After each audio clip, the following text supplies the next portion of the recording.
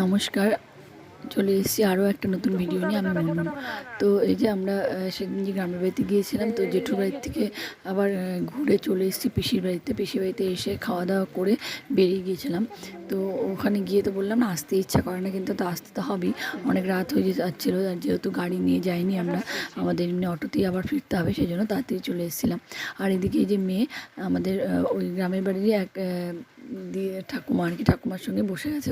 ও কিন্তু চেনে না, তবুও ও গিয়ে ঠাকুমার পাশে গিয়ে সিঁড়িতে গিয়ে বসলো। তাই সবাই অবাক হয়ে গেল যে কেন ও মানে চেনে না, তবুও কি সুন্দর পাশে এসে বসে। বললো ও এরকমই, খুব মিশুকে, সবার সঙ্গে মিশে থাকতে ভালোবাসে ও। তারপর তো বাড়ি চলে এসেছিলাম, রাতে আর কোনো ভিডিও নিইনি। এটা পরের দিন সকালবেলা মিক্সড সবজি বানাবো, তাই ভাবলাম একটু পুঁই শাক কেটে নিয়ে আসি।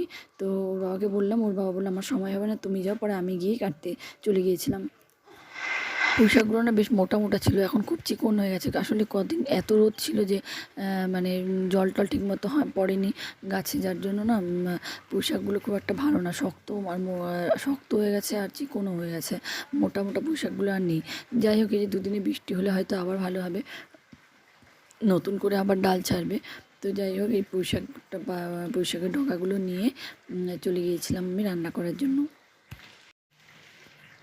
এই দিকটা দেখলাম যে বেশি মোটা মোটা ভালো নেই, তো আবার ওই দিকটা চলে গিয়েছিলাম দেখার জন্য। তো ওইখানেও খুব একটা ভালো পেলাম না, একই রকম ছিল। তাই এখানে যে কটা পেয়েছিলাম সেগুলোই নিয়ে চলে এসেছিলাম আর কি। আবার এদিকে দেরি হয়ে যাবে বেশি খোঁজাখুঁজি করতে গিয়ে, দেখা গেল আমার রান্না করতে আরও দেরি হয়ে যাবে, সেজন্য আর বেশি দেরি না করে যা পেয়েছি তাই নিয়ে চলে এসেছিলাম।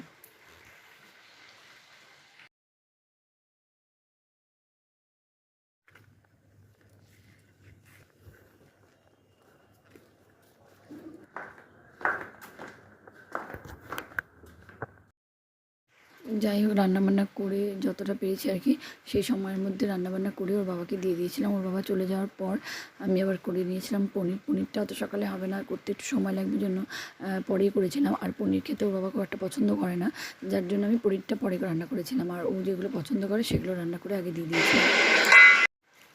এই পনিরগুলো ভেজে নিয়েছিলাম আগেই। আর এই যে ভেজে নেওয়ার পর আবার এর মধ্যে একটু আলু, আদা আর জিরে বাটা দিয়ে করে নেব, বেশি মশলা দেবো না আজকে। আর আজকে একদম হালকাভাবেই করবো। অন্য দিন যেমন কাজু টাজু দিয়ে, আজকে অন্যরকমভাবেই করবো। আর ভাত দিয়ে খাওয়ার জন্য না, কাজু টাজু দিয়ে করলে ভালো লাগে না, মানে ভাত দিয়ে খাওয়ার জন্য এরকম আদা জিরে বাটা দিয়ে করলেই ঠিক আছে, কিন্তু পরোটা বা লুচির সঙ্গে কাজু বাটা দিয়ে করলে কিন্তু হেভি লাগে খেতে, তাই না? ঢাকা দিয়ে আলুটা সেদ্ধ হওয়ার জন্য দিয়ে দিলাম, আর আস্তে আস্তে কষানো হয়ে যাবে। তো এই যে কষানো প্রায় হয়ে গেছে, তেল ছাড়তে শুরু করেছে। এরপর এর মধ্যে দিয়ে দেবো জল। আর এদিকে আজকে নিয়ে যাবো মেয়েকে, আবার আজকে ভ্যাকসিন রয়েছে সেটা দেওয়ার জন্য হসপিটালে, যার জন্য রান্নাটা কমপ্লিট করে রেখে যাব, কারণ এসে আবার ওকে স্নান করাতে হবে, নিজে স্নান করব। আর তখন একটা তাড়াহুড়ো পড়ে যাবে, যার জন্য রান্নাটা কমপ্লিট করে তারপরে ওকে নিয়ে যাব।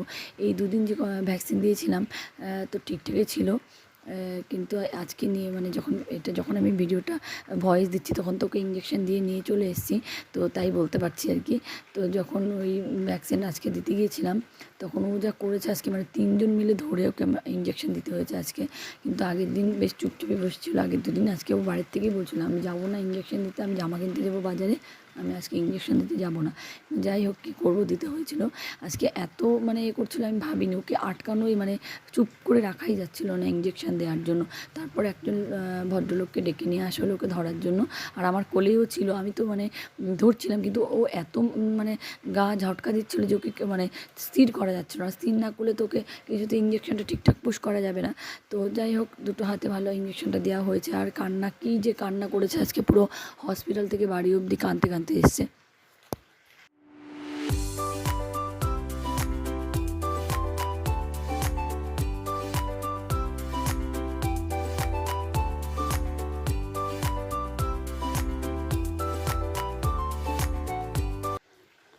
পনির আমার প্রায় হয়েই গেছে। এবার নামানোর আগে আগে আমি যেটা দেবো সেটা হলো কসুরি মেথি। কসুরি মেথি না দিলে যেন পনিরের টেস্টটাই আমার কাছে আসে না। আগে না আমি একদম কসুরি মেথি পছন্দ করতাম না, ওর বাবা আনলে পরে আমার রাগ উঠে যেত। আর এখন আমার এই কসুরি মেথি ছাড়া যেন কোনো কিছুই চলে না, সমস্ত কিছুতেই আমার একটু হলেও কসুরি মেথি দিতে হবে। আর এমন একটা জিনিস যে রান্না যেমনই হোক না কেন, এর ফ্লেভার থাকলে পরে রান্নাটা যেন 100 গুণ বেড়ে যায় ভালো। মানে রান্না তেমন ভালো করতে পারি না, এইসব পাতা পোতা দিয়েই আর কি চেষ্টা করি ভালো করার। মানে অন্ততপক্ষে গন্ধটা যেন ভালো থাকে, আর গন্ধ ভালো হলে পরে রান্না যেমনই হোক না কেন কেউ বুঝতে পারবে না। আসলে এগুলো ফাঁকিবাজদের রান্নাবান্না আর কি। আর যেহেতু অত ভালো রাঁধুনি নই আমি, তো এইসব দিয়ে চালিয়ে দেওয়া যায় আর কি। আর কসুরি মেথি দিয়ে কিছুক্ষণ ঢাকা দিয়ে রাখলাম যাতে গন্ধটা ঠিকঠাক বসে আর কি, সেই জন্য। তারপর 10-15 মিনিট পর নামিয়ে নিয়েছিলাম। আর এই যে ঢাকনা খুলতেই এত সুন্দর গন্ধটা এসেছিলো যে কি বলবো। তো এদিকে এই যে রান্নাবান্না কমপ্লিট করে আরও কিছু কাজ রয়েছে, আমি কোথাও গেলে না চেষ্টা করি সমস্ত কাজ কমপ্লিট করে রেখে তারপরে যেতে, কারণ এসে না কোনো কিছু করতে ইচ্ছে করে না। সেই জন্য তাড়াতাড়ি রান্নাবান্না সেরে গ্যাস ট্যাস মুছে নিয়ে ঘর পরিষ্কার করে টরে রেখে তারপরে মেয়েকে নিয়ে গিয়েছিলাম হসপিটালে। আর এদিকে ছাদে চলে এসেছি জামাকাপড় মেলতে, আর এসে দেখি মেয়ে এইসব করছে জলের মধ্যে। জল জমেছে ছাদে, আর এই বারবার জলের মধ্যেও খেলছে।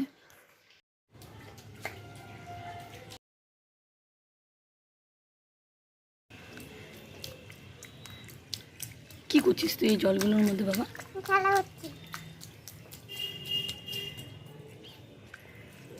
স্লিপ করে পড়লে না খেলা খারাপ বার হয়ে যাবে।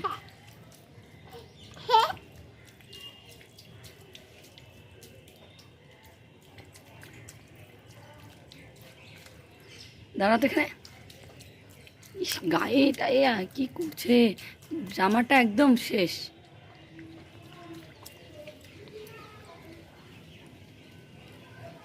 প্রতিদিন কেন এগুলো করিস? হ্যাঁ, চলো চলো চলো চলো ঘরে চলো, পড়ে যাবি। হয়েছে চলো। তো ভ্যাকসিন দেওয়ার জন্য আমরা বেরিয়ে পড়েছি। বৃষ্টি পড়ছে, ও ছাতা আমাকে দেবে না, ও নিজে নিয়ে চলছে। নিচে ভালো করে দেখে যা। ঠিক আছে, তুমি দেখে দেখে যাও আস্তে আস্তে।